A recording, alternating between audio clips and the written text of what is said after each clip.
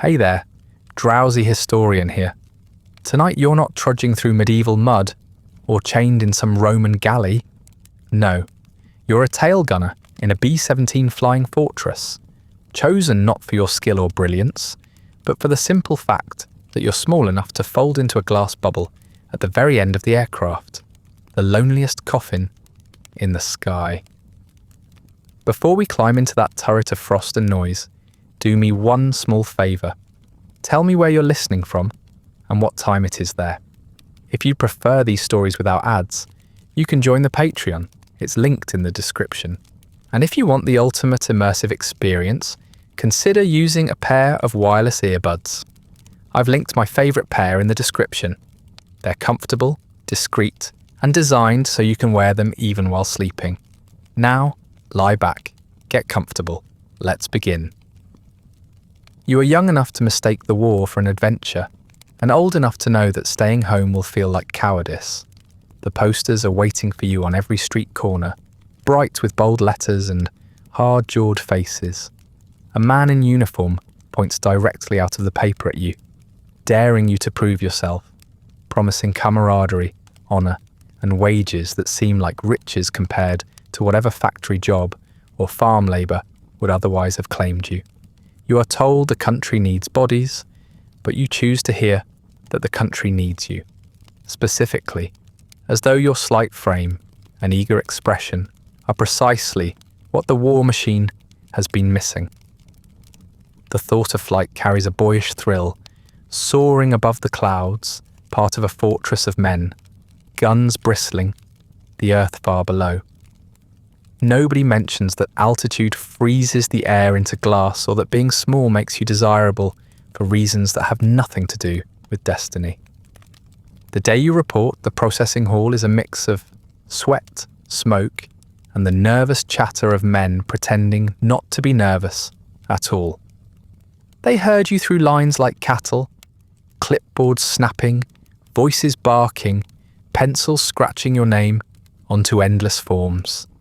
You strip down to your shorts under fluorescent lights, while medical officers circle, poking ribs, measuring chest expansion, jotting figures with the same indifference they might use to record the dimensions of a crate. They tap your knees with rubber hammers, shine lights into your eyes, ask you to open your mouth and say, "Ah," then grunt with satisfaction when they find nothing obviously broken. Each step carries the illusion of ceremony, but really it is logistics disguised as ritual. They are not searching for bravery, just for measurements that fit the slots they need filled. You notice early that their eyes linger on your frame. In a room of men whose shoulders stretch shirts and whose boots thud with heavy strides, you are a smaller shadow, a body that does not command space, but shrinks slightly within it. At first you feel self-conscious, cheeks warming under their assessing gaze until one officer smiles as though he has solved a puzzle. He whispers something to his colleague, who nods, and the exchange makes you flush with pride. You think they have recognised some hidden potential, some latent strength others have missed. Their pens move faster after that, circling numbers, adding ticks beside your name. When the tests are over, you sit in rows with the others, waiting for assignments. A sergeant walks the line, his boots clicking with casual menace, barking names and roles as though pulling tickets from a hat. "Infantry," he says to one. "Radio operator," to another. The words drop like hammers, sealing fates in tones so casual they might as well be reading off a lunch order.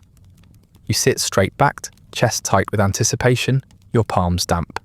When he reaches you, his eyes flick up and down, lips curling with that same satisfied grin you have seen before. "Tail gunner," he says, scribbling without pause, already moving on before you can even open your mouth. The words strike with a mix of exhilaration and confusion. A gunner. Yes, that sounds like the stuff of legends. You imagine yourself firing from a turret, tracers streaking through the sky, keeping the enemy at bay. There is pride in the title, a flare of excitement at the idea of being trusted with such responsibility. You picture letters home describing how you have been chosen for one of the most vital roles on the plane, how your keen eyes and steady hands will protect your crew. It feels like a compliment, a recognition that you're meant for something more than the mud-bound march of infantry. But even as you sit there, waiting for further instructions, unease begins to gnaw at the edges of your pride. You realise the sergeant has not looked for character or questioned your background. He has not even asked if you know how to handle a weapon. His gaze has been purely physical, sizing you up as though you're a tool to be slotted into a specific machine.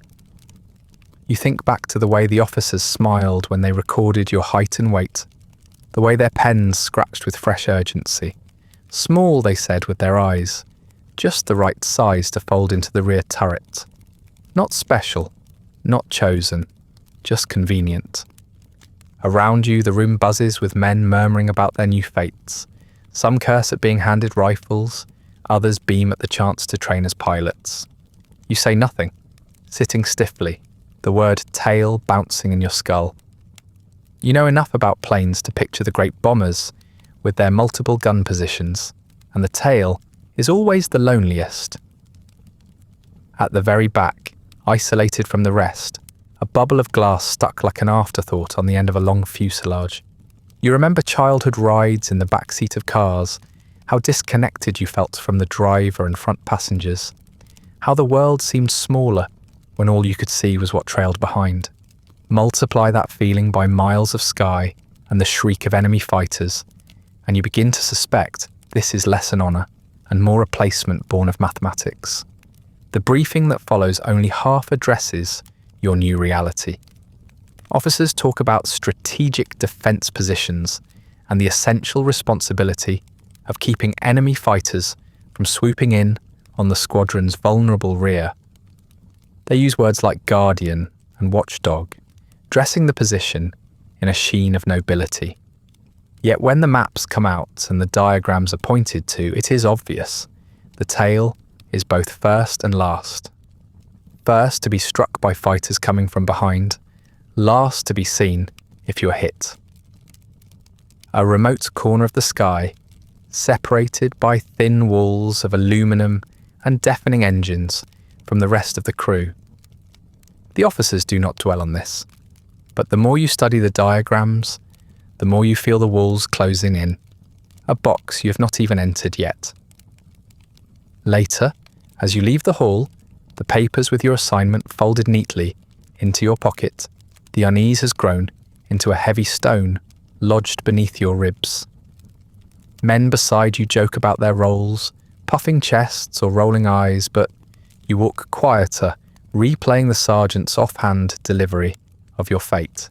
Tail gunner. 2 words spoken in seconds, yet they follow you down every corridor, echo with each step across the pavement. Outside, you want to be proud, to believe the speeches about importance and responsibility, but the smiles you have seen in the officers' eyes linger too strongly. They are not smiles of admiration. They are the smiles of men who have found the right shape to fill the most expendable space. By the time you reach the barracks, the reality has set like a slow frost creeping across glass. You are not chosen because you're exceptional. You are chosen because you fit. Fit into the turret, fit into the statistics, fit into a machine that measures human beings by inches and pounds rather than dreams or destinies. You tell yourself it is only the first step, that training will prove the worth of the assignment, that the honour will reveal itself later. But deep down, in the echoing silence after lights out, with your assignment card tucked beneath your pillow, you already know. You have been handed not a role, but a sentence. The barracks are barely familiar before you're shipped out again, this time to gunnery school. The train rattles with nervous laughter, the smell of oil and sweat seeping from wool uniforms worn too long. Around you, boys and men lean against their duffel bags, some already boasting about what they will do in the skies, others staring blankly out of the windows as if they can already see the future painted across the horizon. You sit among them, your assignment echoing in your head with every clack of the rails, tail gunner. The title still feels more like a sentence than a role, but you bury the thought beneath the noise of the train, convincing yourself that training will explain why it matters. When you arrive, the school is not a place of honour or ceremony, but of shouting. Rows of recruits line up in neat formations, each barked order reducing you into something uniform, something stripped of individuality. You are yelled at for standing too straight, then again for slouching. You are shouted at for speaking, then for silence. The rhythm is deliberate, meant to hammer you down until you are no longer a boy with thoughts of glory, but a cog shaped exactly like the others around you. Sweat drips down backs as men march in circles, repeating drills until exhaustion blurs the edges of your vision. Any sense of being chosen fades quickly. Here, you're not special. You are one of many, easily replaced. The first weapon you're handed is not a machine gun, but a shotgun. The weight surprising your shoulders, the recoil bruising your arms as you fire at clay pigeons that spring into the air. You are told to track fast, to anticipate the arc, to squeeze and not jerk. The pigeons shatter in clean bursts of dust and fragments, and the instructors nod with approval. They assure you that this is just like the real thing, that the way the clay discs scatter is exactly how an enemy plane will look when you strike it from the sky. You nod along, but already you can feel the lie in their tone. The pigeons do not fire back. They do not scream out of the sun in squadrons, nor do they leave smoke and blood in their wake. As the days pass, you graduate from shotguns to the heavy barrels of machine guns, the air filled with rattling echoes that never seem to stop. The instructors set up mounted guns on makeshift ranges, barrels smoking as men take turns firing at painted targets. Paper silhouettes flutter under the assault, holes punched neatly through where the enemy's cockpit would be. The instructors grin, clapping shoulders, shouting about precision and kill zones. You pull the trigger until your arms ache, until the gun vibrates through your teeth and leaves your ears ringing long after you step away from the range. The illusion builds with every session. That practice here is preparation. That killing targets painted on canvas is the same as tearing through steel and flesh at 200 miles per hour. Later, they take you to the air. A clattering plane drags a fabric sleeve through the sky, and one by one, you and the others climb into turrets, bolted onto the back of flatbed trucks. The guns swivel, the wind whipping your face as you aim at the sleeve fluttering far above. Bursts of tracers streak upward, glowing dots of light trying to connect with the bobbing shape. Some shots rip through, tearing fabric, and the instructors cheer as though you've downed an enemy fighter. You fire until your shoulders tremble, your eyes watering from the constant squint. The sleeve finally shredded into ribbons. The instructors insist it is just like the real thing. You nod, though you know already it is not. The sleeve does not shoot back either, and no man ever died from a tear in canvas. The hours drag into days, the days blur into weeks, and every lesson seems to collapse into repetition. March, drill, fire, march again. You rise before dawn to the sound of bugles and fall asleep, long after darkness swallows the camp. The food is grey, the bunks harder than the floor, the nights filled with snores, muttered dreams, and the occasional choked sob muffled into a pillow. Instructors pace the grounds, like wardens, shouting names and punishments, hammering discipline into bodies until every movement feels reflexive. They tell you it is to keep you alive. You begin to suspect it is also to keep you obedient. Occasionally, you hear whispers about survival, not from the instructors who never mention it, but from the older recruits, the ones who know men already flying. Around smouldering cigarettes and tin mugs, they murmur about crews that do not come back, about missions counted on fingers that never reach 25. You lean in close, pretending you're not listening, but every word lodges in your mind like shrapnel. The official line repeats over and over, 25 missions, and you can go home. The phrase is always delivered like a promise, a bargain struck between you and the war. But in the shadows of the barracks, the older voices mutter that the real trick is surviving long enough to make it past 10. You practice stripping guns, oiling them until your fingers shine, memorizing every part as if each bolt is a prayer bead. You learn to clear jams blindfolded, to reload in seconds, to keep the barrels cool enough that they will not warp. The instructors time you, sneering if you hesitate, reminding you that a second too slow will mean your death.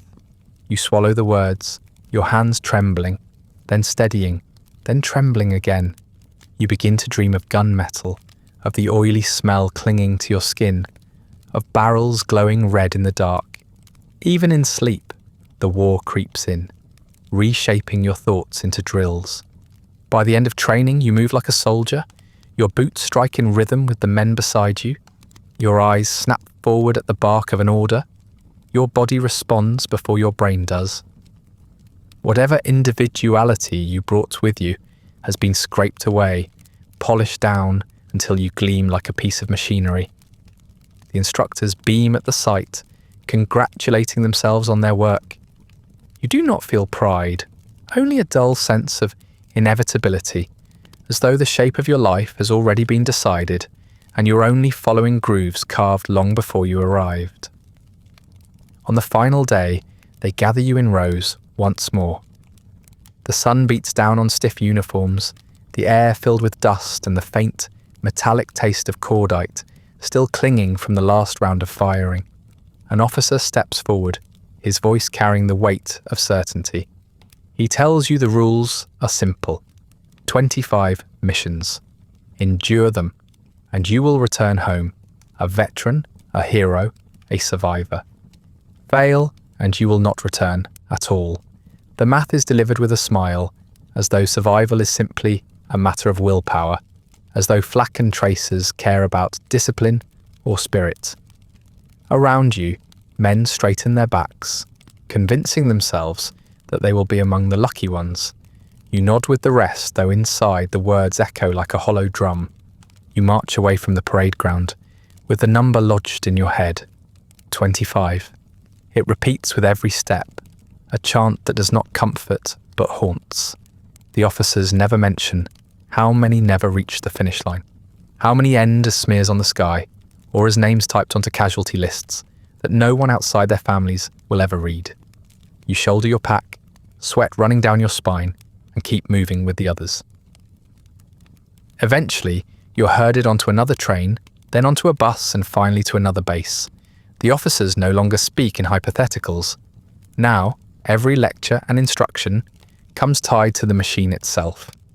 They tell you that you're ready to see the aircraft you will call home for as long as fortune permits, and you march across the tarmac in a line of other men, boots clattering against the concrete, each one of you craning your neck to catch sight of it. The B-17 looms ahead, its frame dark against the light of morning, and for a brief moment you feel a flicker of pride. The sheer bulk of it makes you want to believe in the name. Flying Fortress. The words ring like a spell, a promise that here is safety in the sky. 4 engines jut like clenched fists, propellers idle but menacing even in stillness. The tail rises like the fin of some mechanical beast, the wings spread wide and commanding, the nose glass catching the light in a way that makes it gleam with menace.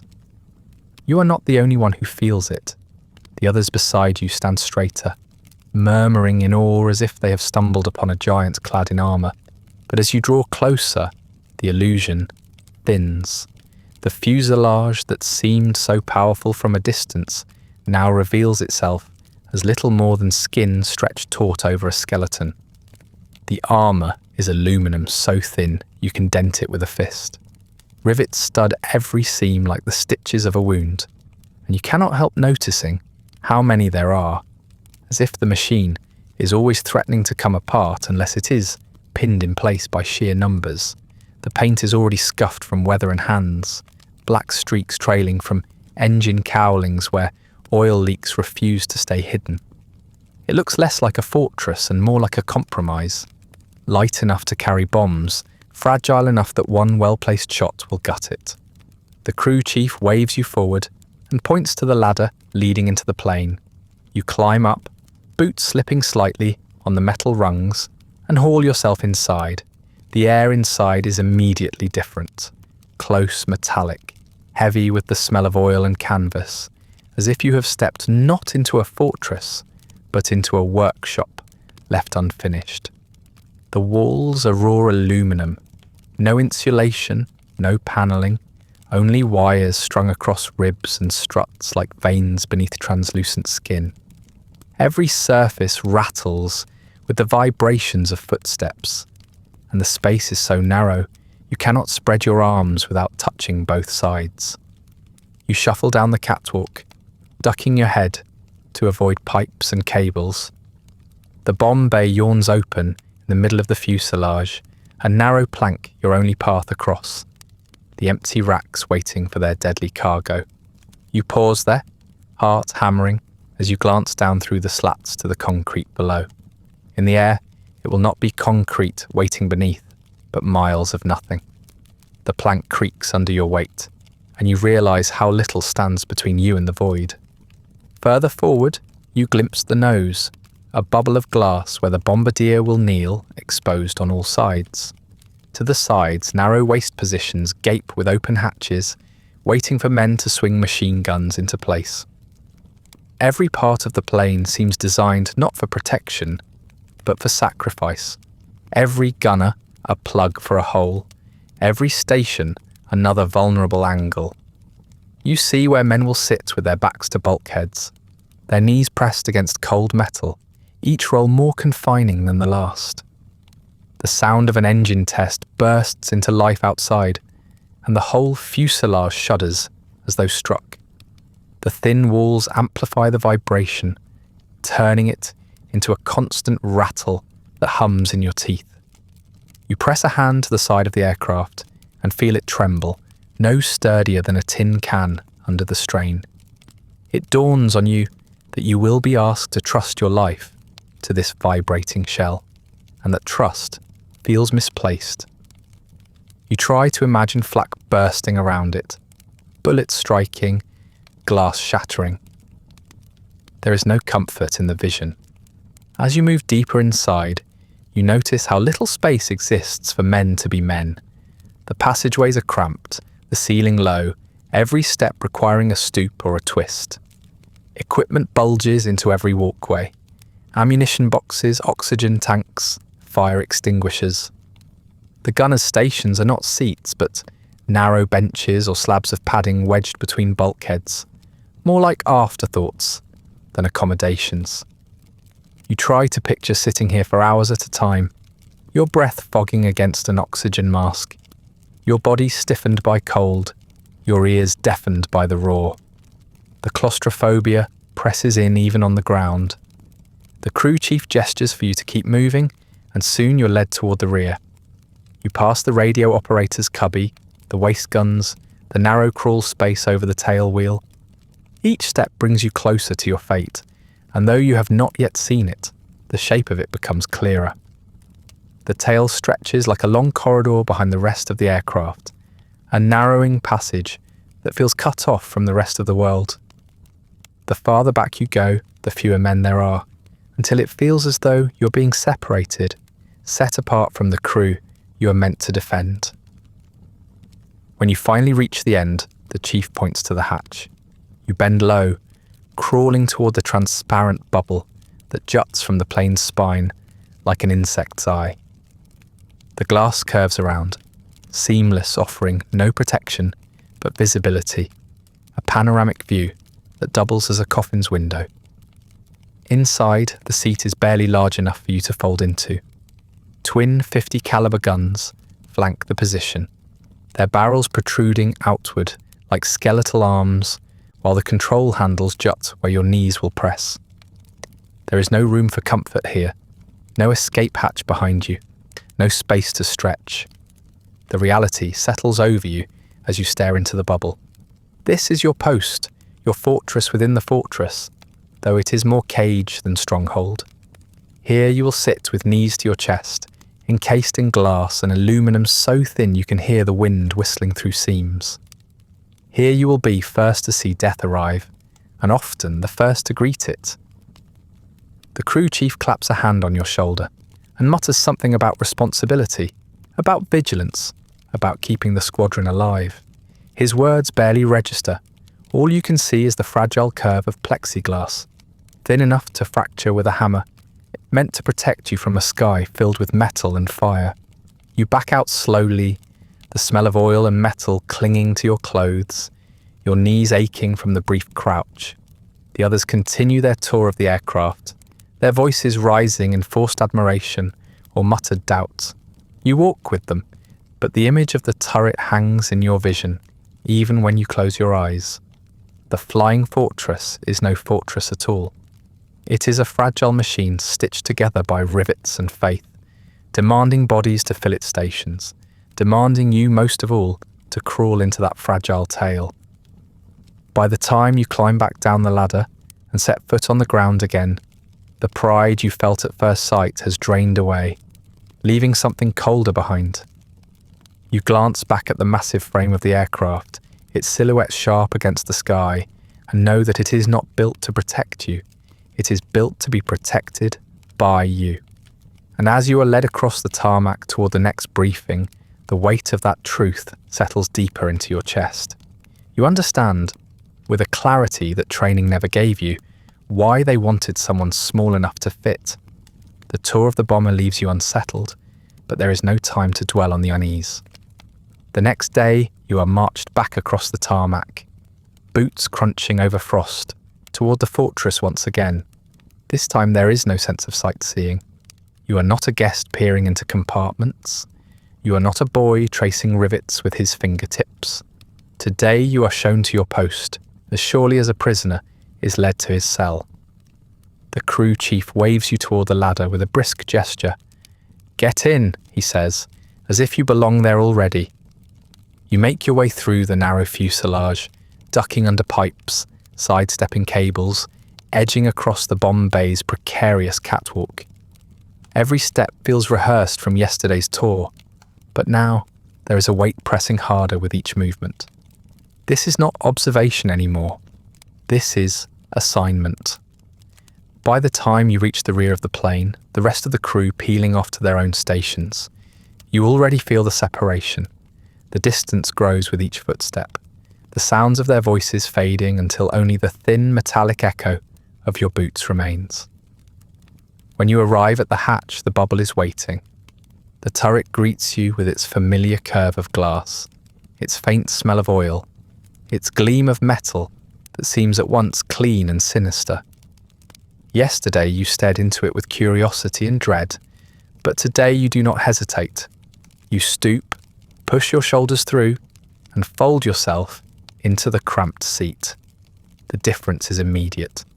Yesterday you perched, tested angles, pulled a lever or two before retreating. Now you buckle in, straps tugged tight across chest and lap, the webbing cutting into your shoulders. The harness locks you into the seat as firmly as a nail in wood. For the first time, you feel what it is to be claimed by the turret. Your knees press up again into your chest, your boots resting in their stirrups. You adjust your headset, the cord tugging against your neck, and try to find an angle where your spine doesn't scream. There isn't one. The padding under you is too thin to soften anything, and the hard seat forces your hips into angles they were never meant to hold. Your arms rest against the gun mounts on either side, and you quickly discover that even the act of breathing is confined. Deep inhalations press your ribs against cold steel. You are more folded than seated, more crammed than stationed, as though the turret itself is trying to remake you into something smaller. You reach for the controls again, this time with more intent. The guns grind as they traverse, left and right, up and down, the sound of machinery chewing on itself, echoing in the bubble. You practice the motions, jerking the barrels to follow imaginary targets, but every movement feels awkward. The space between your knees and the handles is too narrow. Your wrists ache as you strain against the stiff resistance of the mechanism. You know you are supposed to become fluid, instinctive, but the turret resists, reminding you that it was never designed for comfort. It was designed to point guns at the horizon, and you are simply the flesh required to sit inside it. The headset crackles to life with clipped words from the cockpit. A voice you barely recognize from yesterday's briefing barks through, calm and efficient. You respond, the sound of your own voice strange in the static, flattened, tinny. In the bubble, you cannot see the man who spoke, or the others replying. The fuselage cuts you off from them. Metal ribs and engines silencing everything but this electrical approximation of communication. Already you feel yourself fading into distance, your body sealed at the far end of the machine, your identity reduced to a call sign and a voice in the circuit. Outside the turret, ground crew finish their checks. They haul fuel hoses away, roll ladders clear, slam panels shut. The mechanics barely glance in your direction as they pass beneath the bubble. You catch glimpses of faces, cigarettes glowing in their mouths, and realize how invisible you are behind the glass. To them, you're already part of the plane, not a man strapped inside, but an extension of the weapon itself. You could scream and pound against the plexiglass, and they would only hear the engines warming. Then comes the signal. The pilot primes the engines, and the first propeller coughs, sputters, then roars into full life. The vibration hits you instantly, rattling your teeth, shaking your spine against the seat. The second engine joins, then the third, then the fourth, until the entire bomber is a living, howling beast. The glass hums with the resonance. The guns quiver in their mounts, and the whole bubble seems to tremble with strain. The headset amplifies it all, a constant backdrop of thunder punctuated by bursts of chatter. It is only a test run on the ground, yet the force of it convinces you the turret might shake apart before the wheels ever leave the earth. Your bones absorb the vibration until it feels as though your skeleton itself belongs to the machine. You grip the handles, knuckles whitening, not out of duty, but out of instinct. Something in you demands to hold on, to brace as though you're clinging to the outside of a storm. The smell of exhaust drifts back, acrid and heavy, seeping into the bubble until it coats the back of your throat. The roar of the engines is so complete it feels less like sound and more like air itself has turned solid. You breathe it in, and it feels like swallowing noise. Minutes drag, though it could just as well be hours. The crew practices intercom checks, confirms gauges, cycles flaps, runs through the endless litany of procedure. You sit in the bubble, absorbing it all, your body caught in the vice of vibration. At one point, you shift slightly, and the harness digs into your collarbone, hard enough to make you wince. You glance at the glass an inch from your face, and realize again how thin it is, how fragile. You imagine bullets shattering it, flak tearing it to shards, the sky rushing in before you can even scream. The thought is too easy to conjure, too vivid. When the engines finally throttle back, the vibration eases, though it does not vanish. The echo remains in your bones, a phantom hum that lingers as the props spin down. Your ears are ringing, your body sore, your mind hazy from the constant roar. The bubble feels heavier now, not because anything has changed, but because you have accepted what it is. This is not simply a post. It is not an assignment or a duty. It is a coffin on a swivel, a cage that rattles with each heartbeat of the plane. You will enter it again and again, strapping yourself down, bracing your knees against steel, locking your body into its shape. Every mission will begin and end here. You unbuckle, stretching only when you crawl back out through the hatch. Your legs shake from the confinement, your back aches, and when you straighten to full height, it feels unnatural. as if your body's reluctant to leave the crouch it has already learned.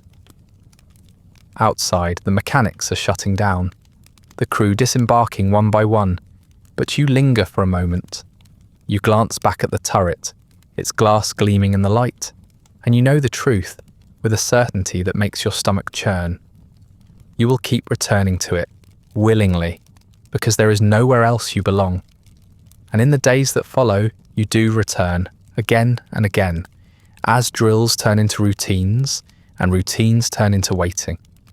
The bubble becomes familiar, if not comfortable, its rattle settling into your bones, until it feels almost natural. It is only when the order finally comes, your first combat mission, that the bubble stops being a machine and becomes a coffin once more. Dawn spreads pale light across the airfield on the morning of your first mission. Days of drills and test flights are behind you, replaced now by the single order that matters. Take off, reach the target, drop the bombs, and hope you return. The ground is hard with frost, each breath spilling white into the cold, and every step toward the bomber feels heavier than the last. The air is quiet in that strange way. Mornings can be quiet, where even the sound of boots and voices seems muffled. But the stillness is deceptive. You know that within minutes the engines will be screaming. The ground will vanish beneath you, and you will be sealed inside the glass bubble that waits like a hungry mouth at the end of the fuselage. The climb aboard feels different from yesterday's drill. There is no casual pace, no lingering over details. Each man knows his path, and the silence between you is thick with anticipation none of you voice. You cross the catwalk of the bomb bay, already loaded with its deadly cargo, the dark casings gleaming faintly in the dim light. You try not to look down through the slats, try not to think of the weight hanging in the racks, but it is impossible to ignore the gravity of what you're carrying. The air smells of fuel and oil, sharp and bitter, a scent that clings to your tongue like smoke. When you reach the tail, the bubble is waiting. You stoop through the hatch, fold yourself inside, and strap in. The harness tugs tight across your chest, pinning you against the seat, your knees once again drawn up to your chest. The guns flank your head, their barrels pointing into the dim sky, their weight familiar now. The plexiglass curves around you, catching the first light of the rising sun. And you're encased. The bubble feels colder than it did yesterday, the kind of chill that seeps through layers of clothing and into your bones. Your breath fogs against the mask hanging at your chest. You hesitate before fitting it over your face, but when you inhale the dry, metallic air, it stings your throat like ice. The engines roar to life one by one, each propeller coughing, sputtering, then catching with a violent shudder. The whole aircraft trembles with their power, and inside the turret the vibration magnifies until it feels like your own ribcage is rattling. The headset crackles with voices, clipped exchanges between the pilot, navigator, and bombardier, each tone steady but brisk. You add your acknowledgement when called, your voice thin in the static, and feel the strangeness of being a voice without a face. The bomber lurches forward, the ground rolling beneath you as the engines pull the massive frame down the runway. The vibration deepens, a heavy shudder that climbs into your jaw and skull. You press back into the seat, gripping the handles of your guns, the plexiglass around you vibrating with every bump in the pavement. Then the ground drops away, and the entire plane lifts into the air with a shuddering grace that feels both miraculous and insane.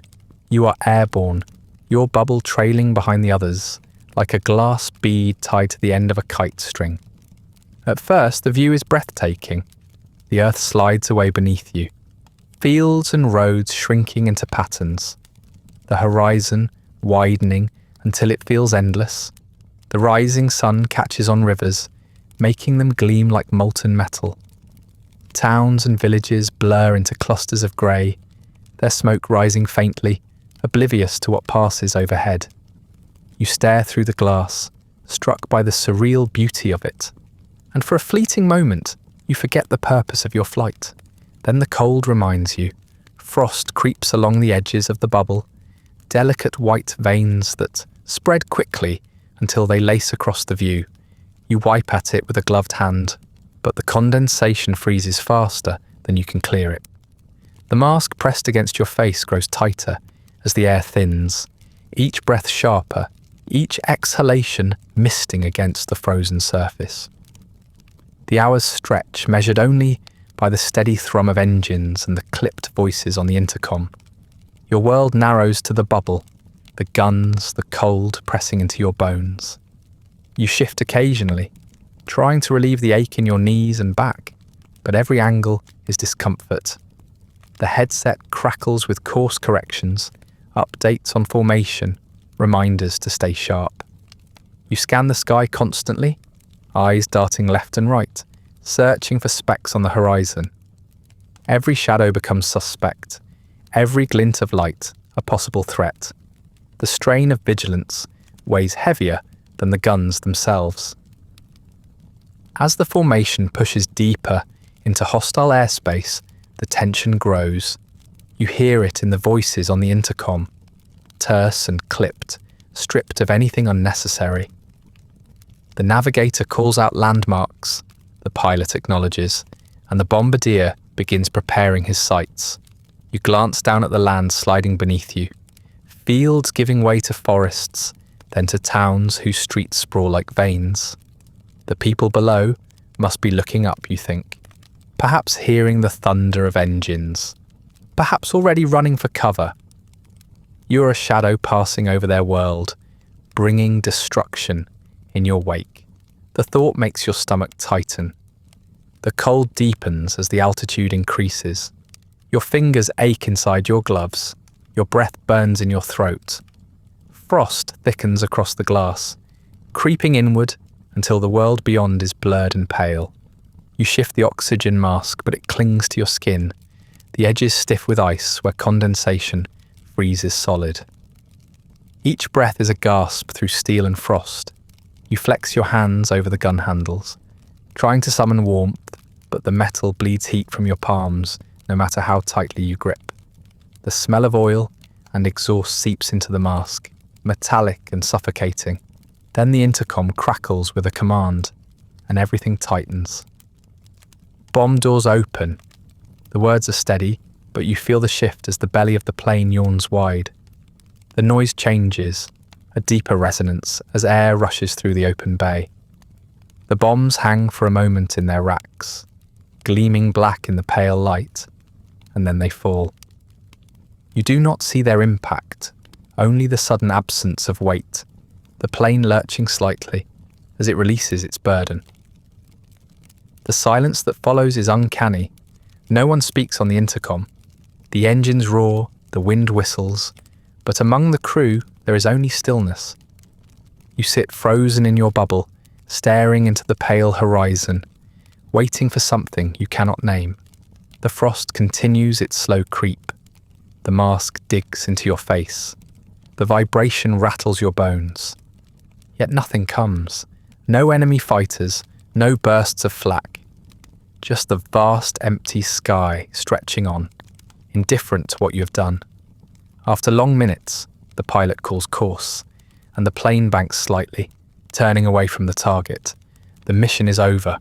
When the wheels finally touch the runway again, the shock of landing jolts through your body. The engines throttle back, the vibration easing, but the hum remains inside you, etched into bone and muscle.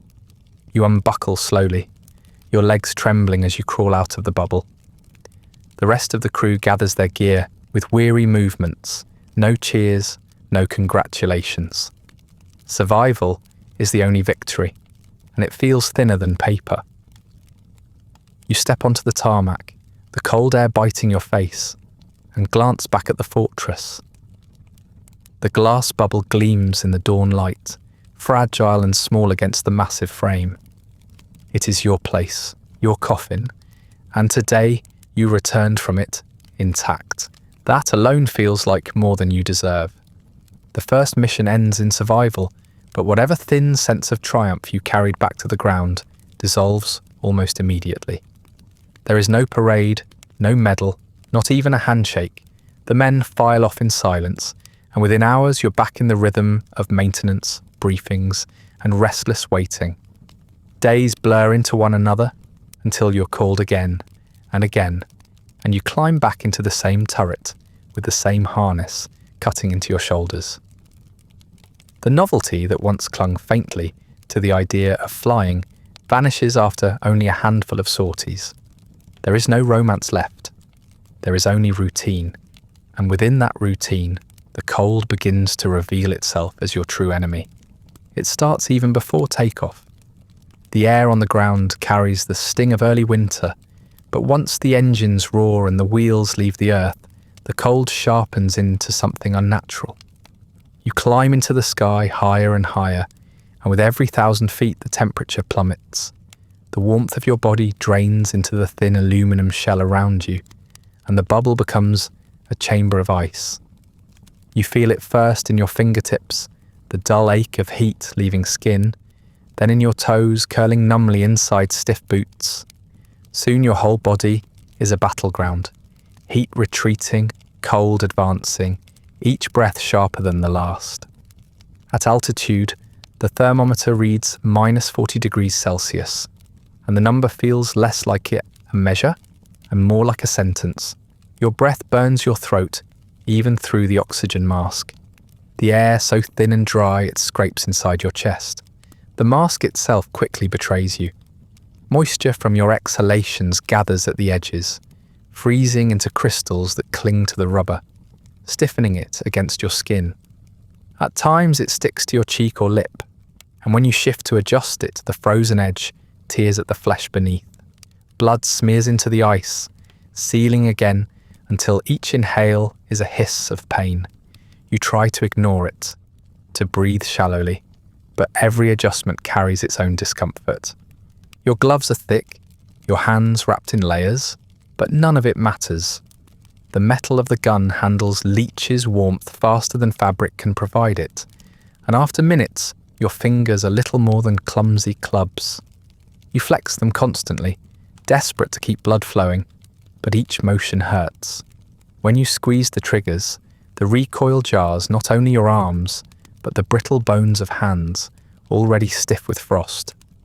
You think of frostbite in clinical terms at first, something described in manuals, a distant possibility. Then you notice the tingling fade, replaced by dullness, then by stabbing pain that makes you want to tear the gloves off and rub your fingers raw. The manuals had not lied. The heated suit is meant to be salvation, but it proves to be its own torment. Wires snake through the fabric, carrying warmth from a plug into your body. And when it works, it is glorious. The heat seeps into stiff muscles, loosening the ache, giving you brief relief from the gnawing cold. But the system is fickle. At times it cuts out entirely, plunging you back into freezing darkness without warning. At other times, it surges unpredictably, burning patches of skin, even as the rest of your body remains frozen. One thigh might scald under a wire gone hot, while the other leg stiffens into ice. You cannot complain, because no one can fix it mid-air, and the instructors had warned you that this was the price of altitude. You grit your teeth, enduring both extremes at once, your body a patchwork of fire and frost. You notice the ice spreading across the turret itself. The plexiglass, already fragile, fogs with your breath, and then crusts with frost until the horizon blurs. You wipe at it with your sleeve, only to smear a film of ice thicker across the view. At times you feel sealed not only inside glass, but inside a frozen tomb, cut off from the world outside by frost as much as by distance. Even the guns suffer. Oil stiffens in the cold metal contracts, and the whole mechanism feels sluggish, as though the turret resents being forced to move at all. You worry that when the time comes to fire, the barrels will lock, frozen into inaction, just when you need them most. The headset crackles in your ears, but even that feels distant, muffled by the cold pressing in on you. Voices sound thin, brittle, as if they too have frozen. You speak when called upon, but your words feel alien in your mouth, slow and slurred, lips stiff against the rubber of the mask. You wonder if the others notice, if they know you are half numb, your mind dulled by the endless assault of cold. Sometimes, you think you hear your teeth chattering on the line, and you imagine the pilot frowning, wondering if his tail gunner will even be capable of pulling the trigger when the moment arrives. Hours pass like this, every minute stretched taut by discomfort. You no longer scan the skies with eagerness, but with exhaustion, your eyes aching from the cold as they dart from horizon to horizon. The cold becomes not only physical, but psychological, a weight pressing against your spirit. You stop thinking of survival in terms of enemy fire. You begin to wonder if you can simply endure another hour of air that feels like knives, another hour of limbs stiffening into uselessness. The enemy might be miles away, but you are already in combat, fighting a war against the very environment that surrounds you. When the mission finally ends and the plane turns back toward base, the relief is muted. The cold does not ease with the change of course. It clings until the very last descent, the air thickening slowly, but never enough to bring comfort. When the wheels touch the runway, you are shaking so hard you struggle to unclasp the harness. You crawl out of the turrets stiff as wood, your body trembling with a violence that frightens you more than flak ever could. The others move with the same clumsy stiffness, each man wrapped in frost, each face pale with fatigue. Nobody speaks until boots hit the ground, and even then the words are broken, slurred, as if language itself has frozen inside your mouths. You peel the gloves from your hands and see the raw patches of skin, red and angry, where the cold has chewed through protection. One finger refuses to bend properly, stiff and swollen, and you remember the instructor's warnings about frostbite becoming permanent. Your cheeks sting as you remove the mask, patches of skin rubbed raw where ice fused rubber to flesh. The air on the runway feels warm compared to what you endured above, but it is a shallow comfort. The damage is already done. You feel it in every joint, every tendon, the ache of a body abused by the sky. You think you can get used to the cold, not because it hurts any less, but because the body eventually dulls itself to the torment. Fingers blister, cheeks crack, joints ache, and yet there is a rhythm to it, a predictability. You learn how many layers delay numbness, how to flex your hands often enough to keep the blood sluggishly moving, how to breathe through the sting of frozen air. The cold is merciless, but it is at least consistent. The noise, though, you never get used to the noise. It begins the moment the engines spool up on the runway. 4 massive propellers spin the air into a constant roar, a sound that drowns out everything else. From your bubble at the back of the fortress, the vibration travels directly into your bones, rattling your teeth, thudding into your chest with every revolution. At first you try to fight it, pressing your shoulders into the seat, as though bracing could steady the tremor. But the more you resist, the more the noise seems to burrow into you, until it becomes not something outside, but something that inhabits your skull.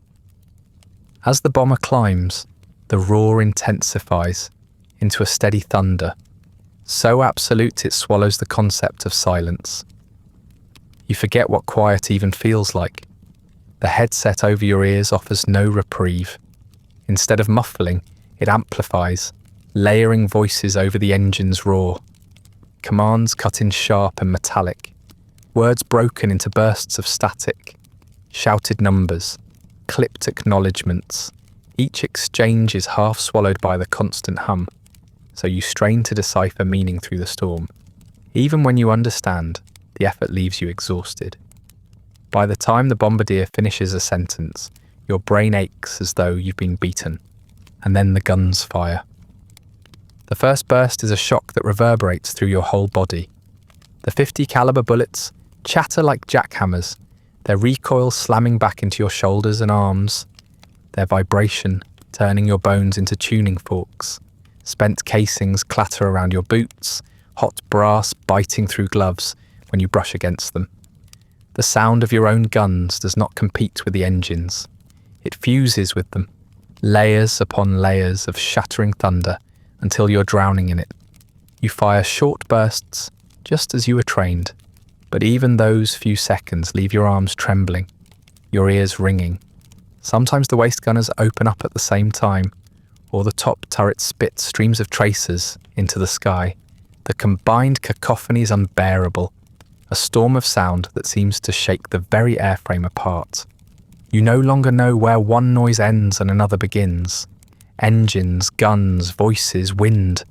They merge into a single wall of violence that pounds against your senses with no pause. The physical toll is immediate. Your skull vibrates until your jaw aches, until you bite down so hard you feel your teeth grind. The muscles in your neck knot as you try to hold yourself steady against the recoil. Even your eyes feel shaken, the world blurring slightly each time the guns stutter. You clench your body against it, but the effort only magnifies the fatigue. After hours of it, every nerve feels frayed, every thought jagged. The noise also warps time. Minutes blur into hours because there is no rhythm beyond the relentless drone. In the cold, you can at least measure the creeping of frost, the stiffening of joints, the ache that deepens. In the noise, there is only sameness, endless and unbroken. You find yourself drifting into half-dreams, lulled not by comfort, but by sheer exhaustion. Your head dips, your eyes close, but the roar never stops. When you snap awake again, you cannot tell if you've been asleep for seconds or minutes. The noise is always there, constant, merciless. Even the simplest tasks become battles against it. When the radio operator relays a command, you strain to hear. When you reply, your own voice sounds alien, thin, as if swallowed before it leaves your lips. At times you think you've missed something crucial, that the crew has spoken words you cannot retrieve, and you panic. The engines mask everything. The groan of stressed metal, the whistle of a leak, even the cry of a man hit. You know, with chilling certainty, that a shout from you could be lost forever in the storm, unheard even by the crew you are meant to protect. The return to base does not bring relief. The engines throttle down, the propellers slow, the guns fall silent, but the roar continues inside your head. When the wheels touch down and the bomber rattles across the runway, you realise you're still bracing for a noise that has already ended. You climb out of the bubble, helmet damp with sweat, ears ringing with phantom echoes. The silence feels false, like a trick of the world, and you half expect the roar to start again at any moment. That night, lying in your bunk, you hear it still. The drone of engines hums in your skull. The stutter of guns rattles your arms. The static of radios buzzes faintly in your ears. Even in sleep, the noise is there, woven into your dreams. You wake in the dark and find yourself gripping your sheets as if they were gun handles, your jaw clenched until it aches. A few days pass and then you are briefed on the morning of another mission. The words clipped, the map marked with red lines you barely have the energy to study. You already know what matters. You will be in the air for hours, trapped in your bubble, the cold gnawing at your flesh, the noise pounding your skull. Yet there is an added weight in the voices of the officers today, a tension that filters through even their practiced calm. This flight will take you deeper into hostile territory than before. That phrase alone is enough to coil your stomach tight. When the engines spool up and the bomber lurches down the runway, you brace yourself for the usual torment. The cold settles quickly, your breath frosting against the mask, your joints stiffening as the altitude rises. The noise returns, merciless and unending, the headset buzzing with clipped exchanges. You press back into your seat, hands wrapped around the gun grips, eyes sweeping the horizon. The routine is familiar now, but today familiarity only deepens the dread. Because this time, you know to expect more than weather and distance. Today you will face the enemy directly. It happens slowly at first. The land beneath you grows darker, patchwork fields giving way to towns whose chimneys spew no friendly smoke. Roads are empty, as if the entire countryside has drawn its breath and is waiting. The intercom crackles with warnings, and you tighten your harness, fingers twitching against the triggers. You scan left, then right, eyes burning from the cold, but at first all you see is horizon. Then the call comes. Bandits, 11 o'clock high. The words are taut, no louder than usual, but charged with the weight of everything you fear. You spot them a moment later, tiny black specks against the pale sky, too distant to be threatening yet. The formation holds steady, bombers stretched across the sky like a wall of steel, but already you feel the unease ripple through it. The specks grow larger, their shapes sharpening into wings and fuselages, the sun flashing on their canopies, dozens of them, spreading like a swarm, converging with dreadful inevitability. Your breath quickens inside the mask, each inhale rasping, each exhale fogging the glass. The fighters dive. One moment the horizon is empty, the next it is streaked with lines of fire. Tracers rip the air, glowing threads that stitch the sky together in impossible speed. The first impacts rattle the fuselage, metal shrieking where rounds slam through thin aluminum. The tail shudders under the assault, and the plexiglass around you vibrates violently. Splinters of glass spray across your lap as a round chews into the bubble, and the cold air knifes in through the new holes. You flinch instinctively, but there is nowhere to go. The turret is your cage, and you're locked in. Your body reacts before your mind can catch up. You squeeze the triggers, and the guns roar to life, their recoil smashing into your shoulders.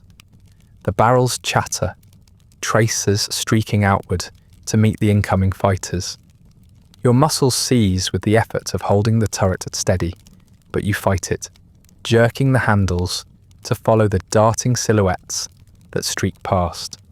The world narrows to crosshairs, targets, and fire. Fear sharpens into something mechanical, a rhythm of breath and trigger pulls, of swiveling the bubble left, right, up, down. One fighter sweeps close, its nose guns flashing. You catch the pilot's face for the briefest instant. Goggles glinting, mouth set in a snarl. Rounds slam into the fuselage, punching holes inches from your seat. You fire back blindly. The guns bucking, the glass rattling so hard you fear it will shatter completely. Spent casings clatter onto your boots, hot brass stinging through layers of cloth, but you ignore them. All that exists is the streak of wings darting across your sight and the relentless hammer of your guns. The intercom erupts with overlapping voices. Someone is shouting about damage to an engine, someone else calling out more fighters. The pilot's voice cuts through, taut but steady, ordering corrections, urging the crew to hold formation. You barely hear them. The sound of your own guns drowns everything, and the world outside the glass is chaos. Fighters dive and roll, tracers slicing across the sky, bursts of flak erupting in dark blooms far ahead. The fortress is no fortress at all. It is a sieve, and you are one of the few thin plugs holding it together. Glass shatters again as another burst rips through the bubble. A shard grazes your cheek, sharp and cold, and blood trickles into your mask. You taste iron with every breath. Your hands are trembling, not from fear alone, but from the constant recoil, muscles spasming against the strain. You fire until the barrels glow faintly, until the acrid scent of cordite fills the turret, coating your tongue with bitterness. The enemy flashes past again, and again you track, fire, a cycle that feels endless, though only seconds pass. And then, in the chaos, you see it. One of the fighters spinning away, smoke trailing from its wing, flames licking from the fuselage. The sight is both horrifying and exhilarating. For a heartbeat, you forget the cold, the noise, the fear.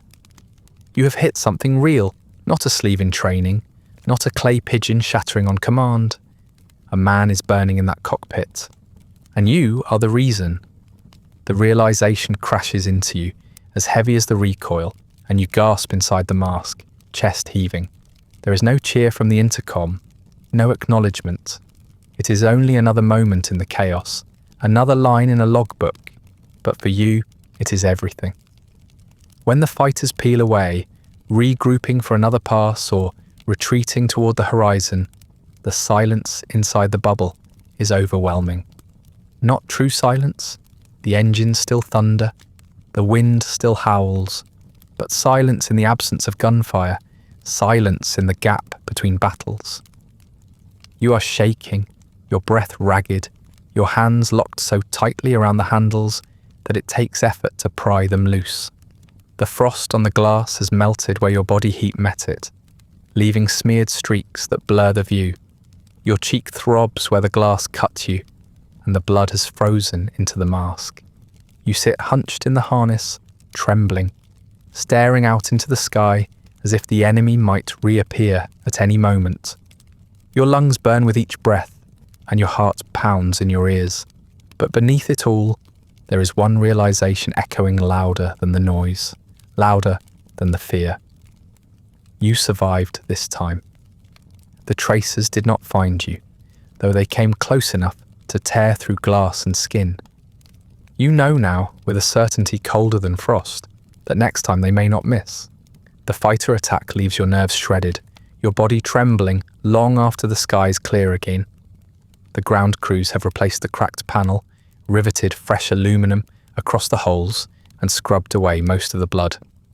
The bubble looks almost new again, though you know too well how fragile it is. You think perhaps the worst is behind you, that the sudden terror of tracers punching through the bubble has taught you what air combat feels like. But in the next briefing, the officers warn of something else. Heavy flak expected, one of them says, tapping the map with a wooden pointer, the words delivered as casually as if he were announcing the weather.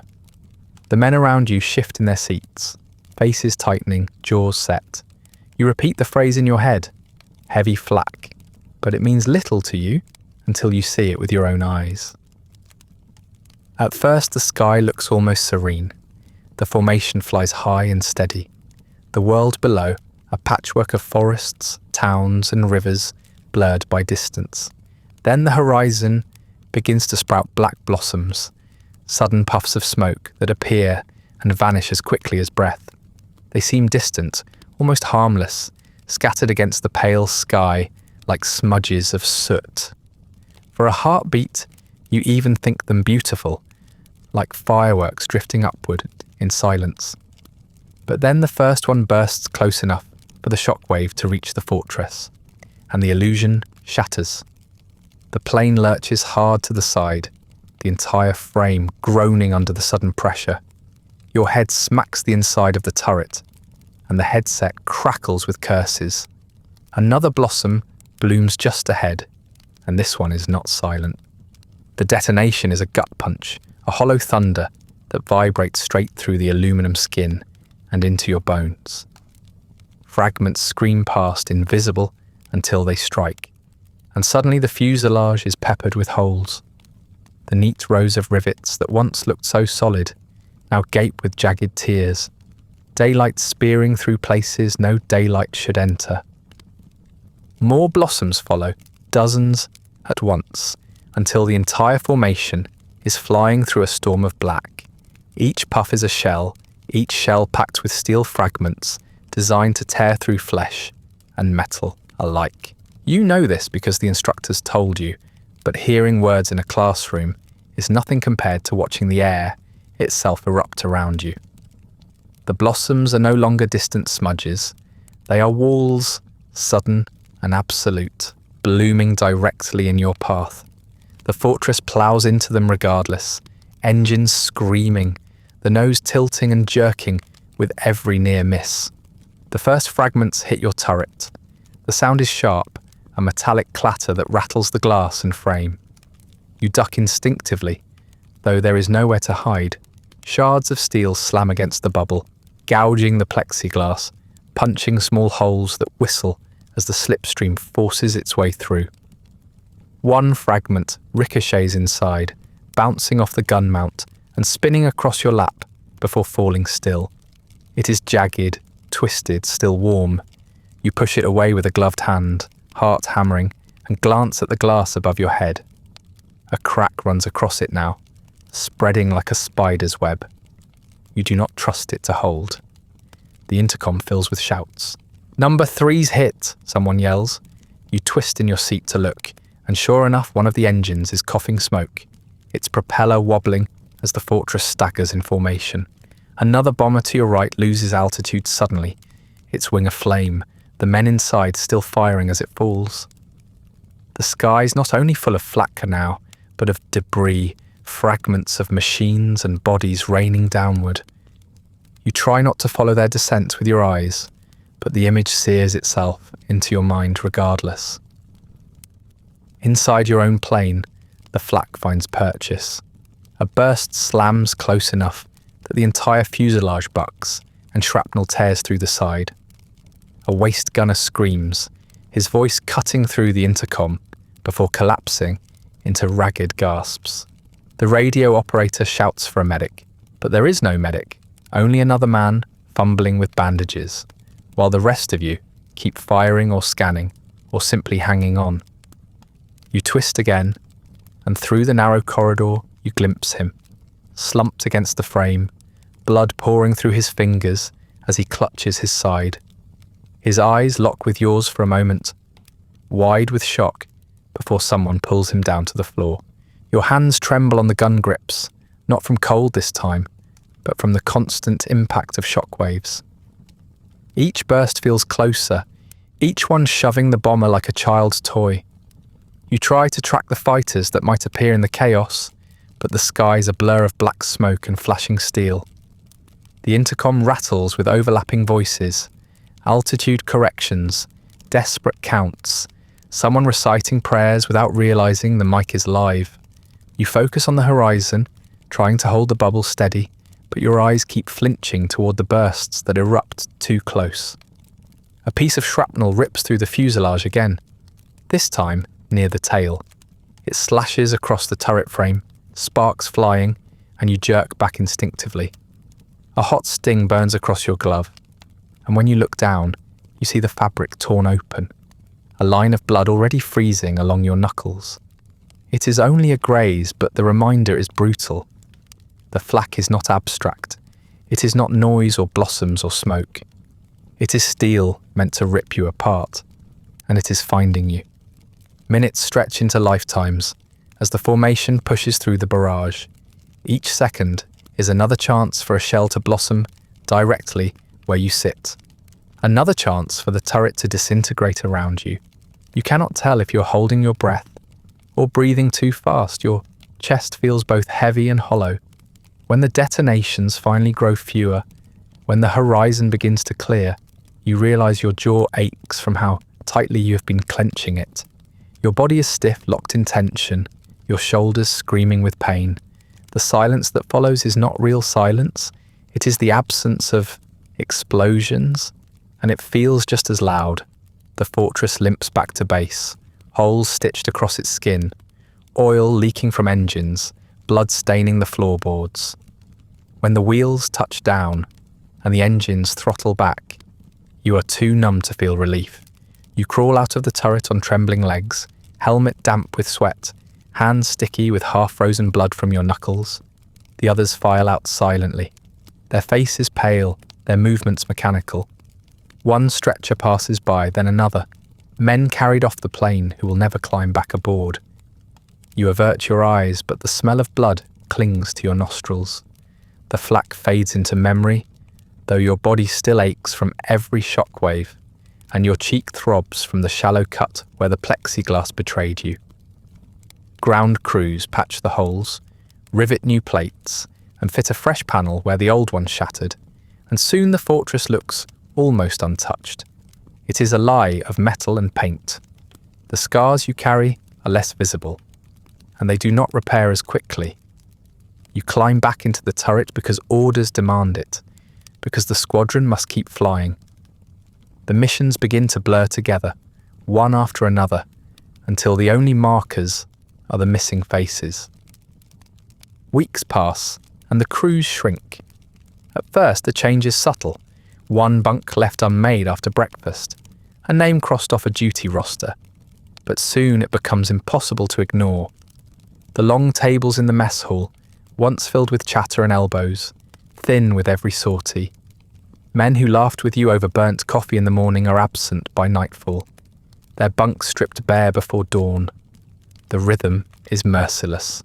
Mission, breakfast, briefing, empty chairs. Survival becomes not a matter of courage or skill, but of luck, and luck is spread thin. You keep track in the logbook. 8 missions so far. 8 times you have strapped yourself into the coffin at the end of the fortress. 8 times you have watched the horizon darken with fighters or explode with blossoms of flak. 17 more stand between you and the mythical promise of going home. The number is supposed to be encouraging.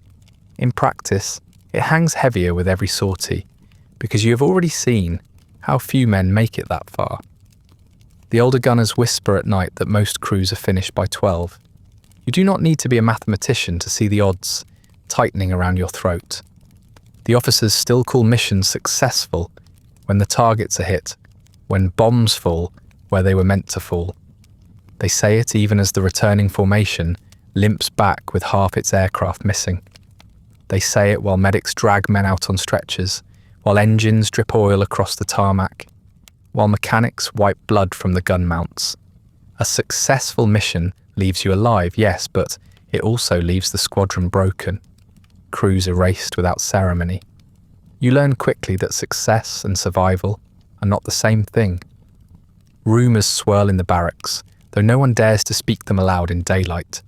Men mutter about survival rates, about the magic numbers of 10 or 15 before luck finally runs out.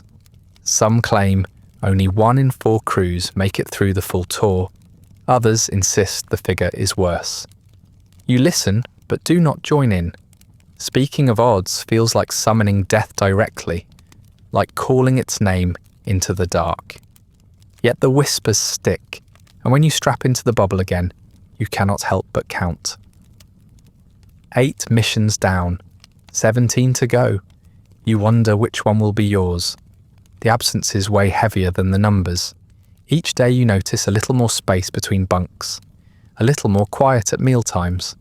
At first you try to remember names, faces, voices. You tell yourself you will not forget them, that you owe them that much. But the pace of loss is too relentless. After a while, you can no longer summon the exact shape of a man's smile or the cadence of his voice. They fade into statistics faster than you expect, and you hate yourself for it. Yet you know this is how the mind protects itself. If you carried each death clearly, you would already be lost. Still, some images linger whether you want them or not. The waist gunner who joked about girls in London, only to vanish mid-flight, leaving nothing but an empty mount smeared with blood. The navigator who shared cigarettes with you outside the hangar, then burned with his plane over the channel. The radio operator whose voice filled your headset with songs on the long return flights, silenced by a single burst of flak. They haunt you most when the barracks grow quiet, when the empty bunks seem to stretch forever. You cannot look at the spaces without seeing them filled, and you cannot see them filled without remembering how they died. The officers give the same speeches after every loss. They gave their lives for freedom, they say. They did their duty. You nod along with the others because disagreement feels impossible, but inside the words turn sour. Duty feels less like choice, and more like inevitability. Freedom feels abstract compared to the raw fact of another man's absence. You sit through the speeches, eyes forward, hands clenched, and then walk out into the cold, knowing nothing has changed. Tomorrow there will be another mission. Tomorrow more names may vanish. By the 10th mission, you stop expecting anyone to stay.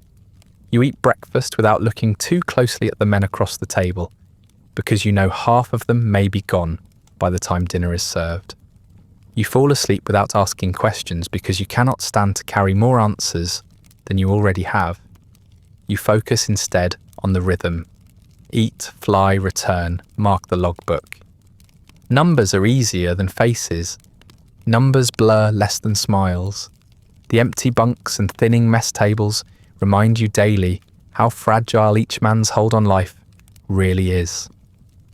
Yet even surrounded by the losses of others, you come to realise that your own survival feels different from theirs, different in a way that no one else can truly grasp. It becomes clearest, not in the barracks, where the air hangs heavy with shared dread, but in the air itself. Every flight pushes the truth further into your bones. You are not just part of the crew, you are apart from the crew. From the moment you crawl into the tail turret, you are literally behind everyone else. The rest of the crew exists in a cluster up front. Pilot, co-pilot, navigator, bombardier, radio operator, waist gunners, top turret. Their voices reach one another directly. Their bodies move within arm's reach. You, meanwhile, must bend and twist through narrow metal corridors just to reach your station, crawling farther and farther into the narrowing end of the fortress until the others vanish behind aluminum ribs and fuel lines. By the time you strap in, you may as well be on a different plane altogether. The isolation is physical, yes, but it is also something deeper. You hear their voices in the headset, clipped commands and nervous chatter, but the headset is only an electrical tether. Their presence never carries warmth. Their laughter during long flights is only a faint echo, stripped of inflection by static. Sometimes the wires crackle and drop, and you're left with nothing but the roar of engines, sealed in silence so absolute it feels like you've been buried alive. When that happens, you wonder if anyone up front even remembers you exist. You think about what happens if fire reaches you. In the nose, a bombardier can be dragged out. In the waist, a gunner can be pulled aside while another takes his place. Even the cockpit allows for shared burden. Two hands grip the yoke instead of one if the pilot falters. But in the tail, there is no hand waiting to pull you free. No man able to crawl down the narrowing fuselage to lift you out. If bullets chew through your bubble, if shrapnel rips your body open, you will bleed into the harness alone, frozen in place, invisible to everyone until the fortress lands. You are the furthest outpost, and if you fall, the rest of the fortress does not even tremble. You've already seen how fast death can come. Fighters streak past with cannon shells flashing, flak erupts in sudden storms, and each pass reminds you how thin the skin of the bubble really is. You imagine the moment of impact over and over. A burst through the glass, a shell through your chest. You picture the silence that follows. Your body slumped forward, frozen breath fogging the mask, blood spreading stiff against your suit. The plane keeps flying, engines roaring, the others shouting to one another. No one knows you're gone until the wheels hit the runway. The thought festers every time you strap in. A private truth too sharp to share aloud. The cold makes it worse. The mask ices over. The plexiglass frosts, and you lose even the comfort of sight. The others are distant enough when visible through gaps in the fuselage, but when the frost seals you in, you're severed entirely. You no longer see their shadows or the flicker of movement up front. All you see is sky, blank, merciless sky, stretching on forever. An ocean of blue or grey or black that swallows every trace of human presence. It is only you and the void, and in those hours you realise you're not a man in a crew, but a man alone in a coffin of glass. Sometimes you envy the waist gunners. Their stations may be cramped, noisy, exposed, but at least they are side by side. They can glance at one another mid-fight, share a nod or a grimace, exchange a word between bursts of fire. That small human contact makes a difference. The top turret gunner, though alone in his dome, is still near the cockpit, within shouting distance of the pilot. Even the navigator and bombardier, sealed in their glass bubble at the nose, share each other's presence. Only you are truly separated, stitched to the tail like an afterthought, suspended in solitude. You think you can endure it until the missions pile up. After 10, 11, 12 flights, the hours blur into a single long ache of loneliness. The headset becomes more of a torment than a connection. Voices reminding you of a world you cannot touch. Laughter over the intercom cuts worst of all. Sometimes the crew share a joke, a memory, a song hummed between positions. You hear their voices mingle, layered with warmth you cannot join. You force a laugh sometimes to remind them you're still there. Often they do not respond. You picture them leaning together, cigarettes in mouths, shoulders brushing. You imagine yourself forgotten, a voice buried under static, your laughter evaporating into the hum of engines. On the ground, the separation lingers. The crew may walk together to the mess, sit in clusters at the table, lean against each other in weary camaraderie. You trail behind them, part of their number, but never truly inside it. At meals, your voice falters when you try to join the conversation. The others trade stories of things they witnessed from their stations. How the bombs dropped, how the formation held, how the engines stuttered or held steady. You have little to add beyond what the others already know. The endless sky behind, the tracers streaking toward you first. Your perspective is narrow, your solitude total, and the group does not quite know what to do with that. The longer it continues, the more you feel yourself split into two selves. There is the man who eats at their table, who marches with them across the tarmac, who cleans his gear side by side in the hangar. Then there is the man in the turret, the one they never see, the one who stares down the void alone. That second self grows larger with each mission, swallowing the first until you wonder if the crew even knows you anymore. Or perhaps they never did. Perhaps they only know the turret, and you are merely the shadow trapped inside it. One evening, after another mission, the fortress lands battered but intact. You crawl out stiff and sore, your cheek raw where frost has burned through skin, your fingers numb despite the gloves. As you step onto the tarmac, you hear the crew ahead of you laughing. They slap each other's backs, joke about the waist gunner's poor aim, tease the radio operator for mishearing a command. Their laughter rings across the cold air, genuine and warm, the sound of men easing the weight of survival. You want to join them, but the sound catches in your throat. Because you know, with a clarity that freezes you more than any altitude, that they can never understand. The solitude of the tail, the loneliness of the tail, follows you off the tarmac and into the barracks. But what presses harder with every passing day is the arithmetic. You still mark each sortie in your logbook, the small neat numbers stacking into a column that feels heavier with each stroke of the pen. At first, the marks give you a sense of progress, as if you're climbing a ladder one rung at a time, each mission a step closer to survival. But as the pages fill, you start to see them not as rungs leading up, but as teeth on a gear grinding slowly forward, pulling you toward an end you cannot escape. 11 missions, then 12, then 13. Each one ends with your body intact, but each one leaves the squadron thinner. Breakfast lines grow shorter, bunks remain empty, and your mind cannot help tallying losses alongside your own count. You have heard it enough times to know the promise. 25 missions, and you're finished, released, free to go home. It hangs in every briefing, whispered like a talisman meant to ward off despair. Yet the further you climb into the numbers, the more you see how hollow that promise really is. The truth is written all around you. Few men make it halfway. You know this not from the officers, who never acknowledge it, but from the quiet conversations at night. The whispers traded in smoke-filled corners of the mess. Some crews vanish after 5 sorties, others disappear after 10.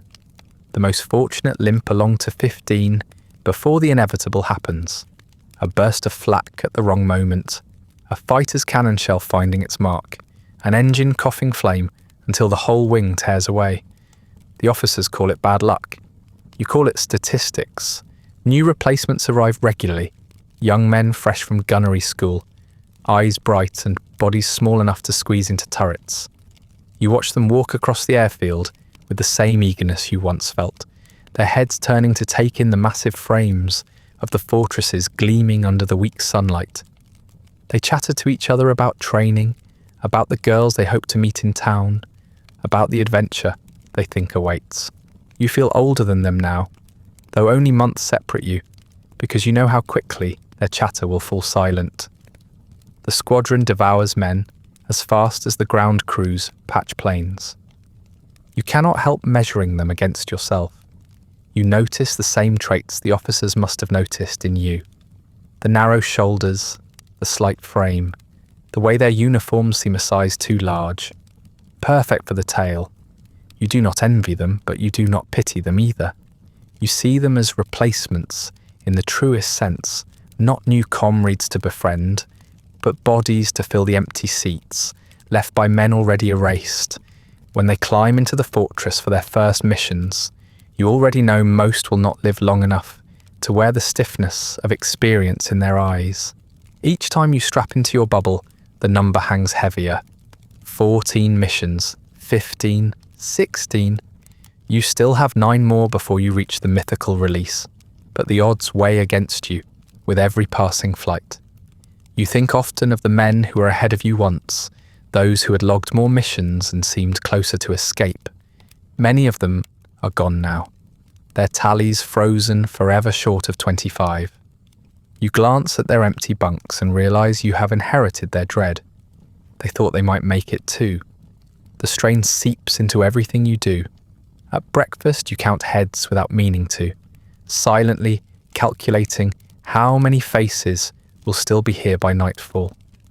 On the tarmac, you scan the lineup of planes, tallying the holes patched since yesterday, wondering which machine will not come back today. Even in the turret, eyes sweeping the horizon for fighters, your mind ticks away at the arithmetic. The odds are not in your favour, and you know it. The question is not whether the wheel will turn, but when it will stop on you. The officers continue their briefings with practiced certainty. They talk about formations, about payloads, about altitudes. They never mention that most men will not survive to 25. They leave that truth unspoken, perhaps believing it will keep morale intact. You know better. The silence is its own kind of confession, more damning than words. When you look at the faces of the replacements, listening to the briefings, you see the same eagerness you once carried, and you almost want to warn them. But you never do. What good would it do? The wheel will turn regardless. Nights are the worst. In the half-dark of the barracks, lying awake while snores echo from bunks that may be empty tomorrow, you find yourself doing the arithmetic over and over. If the survival rate is 1 in 4, what does that mean for you? If most are gone before 15 missions, what chance do you have at 20? The numbers spiral in your head until they are more terrifying than the roar of engines or the rattle of flak. You do not count sheep anymore. You count missions. You count odds. You count deaths. By your 17th mission, the logbook feels less like a record of survival and more like a death sentence being written line by line. Each mark is another step closer to an invisible cliff. You have stopped thinking of 25 as freedom. Instead, you think of it as a number no one actually reaches. It feels less like a goal and more like a cruel joke, bait dangled to keep you climbing back into the bubble. The officers may cling to it, but you no longer believe in it. The thought changes the way you live. You stop writing letters with promises of return because you no longer trust them to be true. You stop remembering the names of replacements because you know you will not need them long. You stop telling yourself the cold, the noise, the fear are worth enduring because you no longer believe there is an end to endure toward. What matters now is not the number in the logbook, but the number that remains. Not the 17 you have survived, but the 8 that wait like teeth in the dark. One evening, after another mission logged and another crew erased from the roster, you find yourself staring into a cracked mirror in the barracks washroom. The face that stares back is pale, hollow-eyed, marked with frostbite scars, and a thin cut that still lingers along your cheek. For a long time, you do not recognize it as your own. You raise a hand to the glass, touching the fracture line that runs across the mirror, and it feels as if you are staring at two versions of yourself, the one who has survived this far, and the one already erased in the future. The routine becomes unbearable. Wake before dawn, choke down tasteless food, walk across the frost-bitten tarmac, climb into the turret. Your body resists every step, muscles sluggish, lungs heavy. The harness digs deeper, the oxygen mask cuts sharper, the cold presses harder. The noise grows louder with every mission, though in truth it has not changed. It is you who is changing. Your nerves are stripped raw, your body hollowed, and what you once endured now feels like torture. Each roar of the engines feels like an assault, each vibration a hammer blow inside your skull. The missions blur together. You cannot remember which day held which target, which mission claimed which crew. The names vanish quickly, the places blur on the map, and the logbook becomes the only proof that anything is happening at all. You read the numbers, 18, 19, 20, but they carry no meaning beyond exhaustion. The sky's always the same. Grey horizon, black flak, darting fighters, endless cold. The difference between one mission and the next dissolves until all you know is that you are trapped in the same glass bubble, staring into the same void, waiting for the same death. Your mind begins to betray you. You see fire where none exists, bursts of flame licking across the wing until you blink and find only frost. You hear gunfire in the silence between bursts, echoes of tracers that are not there. At times you smell burning inside the turret, the acrid tang of smoke clinging to your mask. But when you glance around, there is nothing. The senses you once relied upon now twist against you, replaying terrors that do not exist until you can no longer tell the difference between memory and reality. Sleep brings no rest. When you close your eyes, you do not find peace but only repeats. The roar of engines follows you into dreams. The chatter of guns rattles your body even in stillness. And flak bursts in endless chains across the night sky. You jolt awake in the barracks, sweat soaking your sheets despite the cold, your breath tearing in shallow gasps. The others are restless too, thrashing, muttering, groaning in their bunks. But you suspect your nightmares are worse because you know what waits in the tail. The solitude of the bubble is lonelier in sleep, more suffocating than in the air. By the 22nd mission, your body is crumbling. Your hands tremble so badly you struggle to reload the belts. Your legs ache constantly, stiff even before the cold sets in. Frostbite scars your fingers, a dull ache that never leaves. Your cheek still carries the faint line of a cut from shrapnel, a reminder etched into flesh. Each morning it takes longer to force yourself from the bunk, longer to swallow the food, longer to drag yourself across the field. The only thing that moves without hesitation is the wheel of fate, turning you back into the sky again and again. The others notice, though they say nothing. You see it in the glances they give when you strap in, the way they avoid meeting your eyes in the mess hall.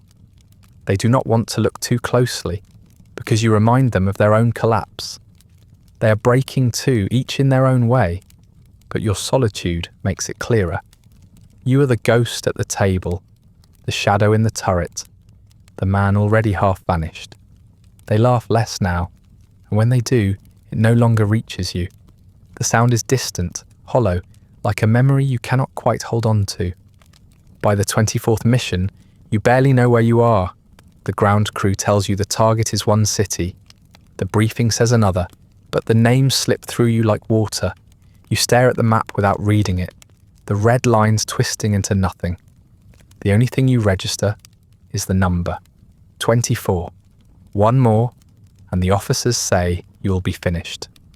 But the promise means little now. You no longer believe in 25. You no longer believe in anything. You climb into the bubble because that is what you have done every morning. Because the harness knows the shape of your body. Because the turret would feel empty without you inside. On that 25th mission, you fire when told, but the motions are automatic. Your hands tremble, your shoulders shake, your vision blurs. You track the fighters because your body remembers how, not because your mind is present. Fear has dulled into numbness, exhaustion into resignation. When the guns recoil, it feels distant, as if they are not attached to you at all. You are there, but not there. You watch the tracers streak, watch the black blossoms bloom, and feel nothing. Even when fragments tear into the fuselage, even when voices shout through the headset, even when the bomber lurches under flak, you remain detached as if watching from outside yourself. You finish the mission alive but broken. The plane limps back to base and you climb out of the turret with legs that barely obey you, shoulders hunched, eyes hollow. Your body still moves, still eats, still lies down on the bunk, but your mind drifts further away with each passing hour. You are no longer the man who once stood proudly in a recruitment hall, nor the man who strapped into the turret for the first time with a mix of fear and pride. You are something else now, an empty shell carried forward by routine, your body tethered to life while your spirit floats adrift. The briefing room smells of wet wool and hot metal. Someone reads the debrief aloud while you stare at the clipboard with your name and the day's sortie typed beneath it. The logbook tells you that you have made it. 25 missions. The officers call it completion, the fulfillment of your duty. They tell you that you're part of history, that you have stood as a hero inside a fortress of the sky, that your endurance and sacrifice have earned you a place among the men who turn the tide of war. You hear the words, nod at the speeches, and stand where they tell you to stand. But even as the words echo through the briefing hall, you feel hollow. You know that whatever they're saying is not about you, not really. For every mission you survived, dozens of others ended in smoke and silence. You were not chosen for heroism, not celebrated for skill, not singled out for courage. You were placed in a glass bubble because your frame fit the harness. You were strapped to guns because someone needed to cover the tail. Your survival does not feel like triumph, but like accident, a matter of mathematics. You were told you were part of history, but you know the truth. You were only one of thousands, each one as expendable as the last, each one forgotten as soon as the next replacement strapped in. The memory of the others lingers far longer than the officers' words. The empty bunks, the half-finished letters, the faces that blurred together in the mess hall and then vanished. You remember them not as heroes, not as martyrs, but as boys who laughed at bad food, who smoked to calm shaking hands, who carried lucky charms they pretended to believe in. They are gone now, erased into casualty lists and statistical reports. You made it to 25, but you carry their absence like ballast. Every number you wrote in the logbook sits heavy with names you can no longer recall, with voices you can no longer hear, except in static. Even survival does not spare you from erasure. The war machine does not linger on you once you step out of the turret for the last time. Another young man, narrow-shouldered and eager, climbs into the bubble in your place, and the cycle continues. The fortress roars back into the sky with a fresh tail gunner strapped to its end, and your absence is noted only in a line scratched onto a roster, rotated out. To the officers, you're a completed duty. To the squadron, you're an empty seat, filled by someone else. To history, you're a nameless body folded into statistics. A survivor no one remembers to ask about. You carry the scars with you, though no one sees them. Frostbite gnaws at your fingers long after you leave the airfield. The ringing in your ears never truly fades. Your hands still tremble when they hold anything heavier than a cup. At night, the roar of engines drowns out silence, and in your dreams, you are always strapped back into the bubble. guns rattling, glass cracking, flak bursting around you. Survival does not feel like life. It feels like a sentence extended, a punishment stretched across years. When the war finally ends, people cheer in the streets. Flags wave, bells ring, crowds fill the squares in joy. You watch from the edge, your body present, but your mind still sealed inside the turret. The fortress is gone, but you still feel its vibration in your bones. The celebration does not touch you, because you know what victory cost, and you know how little the world will remember of the men who paid for it. Already the stories take shape, tales of glory and courage, of a noble fight against impossible odds. You hear the words and feel only exhaustion, because you know what it really was. Cold, noise, fear, and death fed into machines until enough survived to call it victory. You vanish quietly, because that is what survivors do. You slip into ordinary life, your name unmarked in history, your story untold beyond brief fragments, in letters that no one saves. The war does not need you anymore, and neither does the world. You fade into silence, not because you want to, but because there is nowhere for your voice to carry. When people speak of the war, they speak of battles and generals, not of boys locked in bubbles at the back of bombers. They forget the cold, the noise, the endless fear. They forget you, and yet the ghosts remain. The men who vanished mid-flight, whose bunks were stripped before morning, whose faces blur but never disappear completely. They linger in every quiet moment, shadows at the edge of memory, companions who will not release you. You survived, but you do not live alone. Their presence is stitched into you as tightly as the harness once held you in the turret. They are the only ones who truly understand what it was to be locked in the tail, what it meant to count missions, not as triumphs, but as dice rolls against death. You were told you were part of history, but the truth is you were expendable, one of thousands fed into the statistics, your name erased as soon as another body filled your seat. You finish your 25 missions, you return to the ground, you walk away from the airfield. The war ends, the crowds cheer, but you vanish into silence, remembered by no one but the ghosts you carried, the ones who did not return.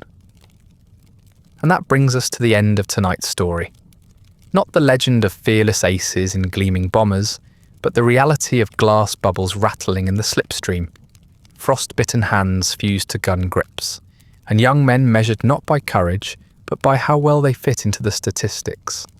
Feel free to like, subscribe, or leave a comment with another forgotten corner of history you'd like explored next. If you'd like early access to more of these quiet descents into forgotten history, ad-free audio of the episodes, or just want to support the show, there's a link to the Patreon in the description. If you're listening on a podcast app, a rating or review helps more people find their way to these stories. And special thanks to the supporters who make this show possible, including our chroniclers, Andrew S. and Rich Davis. Sleep well.